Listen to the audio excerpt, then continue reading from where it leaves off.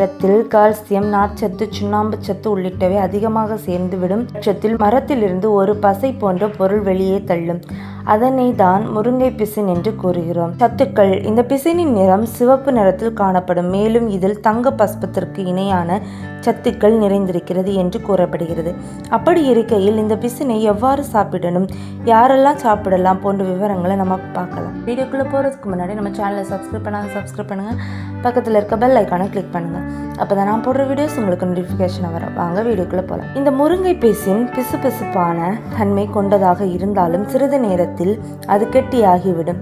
இந்த பிசினை நாம் மரத்திலிருந்து நேரடியாக முடியாத பட்சத்தில் நாட்டு மருந்து கடைகளில் இருந்து இதனை நாம் வாங்கிக் கொள்ளலாம். இதை எப்படி பயன்படுத்தலாம்னு பார்க்கலாம். இந்த முருங்கை பிசின் கெட்டியாக இருக்கும் என்பதால் இதனை முந்தைய தினம் இரவே நன்றாக கழுவி தண்ணீரில் ஊற வைத்து விட வேண்டும். மறுநாள் காலை அதை ஜெல்லி போல மென்மையாக மாறிவிடும். அப்படி இல்லையெனில் இந்த பிசின் பவுடரை சிறிதளவு நெய்யில் சேர்த்து லேசாக வறுத்து அதன் பிறகு தண்ணீரில் ஊற வைக்கலாம். இந்த பிசினை பயன்படுத்துவதால் நம்ம உடல்ல பல ஆரோக்கிய நன்மைகளை பார்க்கலாம். முதலாவது, நரம்பு தளர்ச்சி. இந்த முருங்கை பிசின் ஊற வைத்த நீரை கூட கீழே கொட்டி விடாமல் அதனுடன் சேர்த்தே பாலில் ஊற்றி கலந்து ஆண்கள் குடித்து வந்தால் நரம்பு தளர்ச்சி பிரச்சனை நீங்கும். அல்லது இதனை சூடான சாதத்தில் சேர்த்து நெய் விட்டும் சாப்பிடலாம். இரண்டாவது, இரத்தப்போக்கு.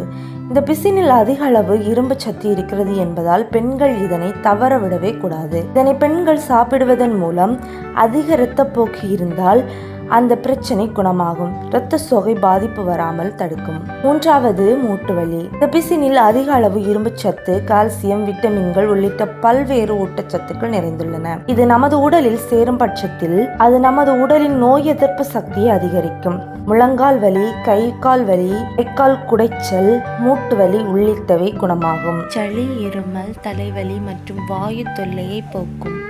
கொதிக்க வைத்த பாலில் ஊற வைத்த முருங்கை பிசினை பனங்கற்கண்டையும் சேர்த்து கலந்து குடித்தால் அடிக்கடி ஏற்படக்கூடிய தலைவலி, வாயு தொல்லை, சளி, இருமல் போன்ற தொல்லை உள்ளிட்டவை நீங்கும்.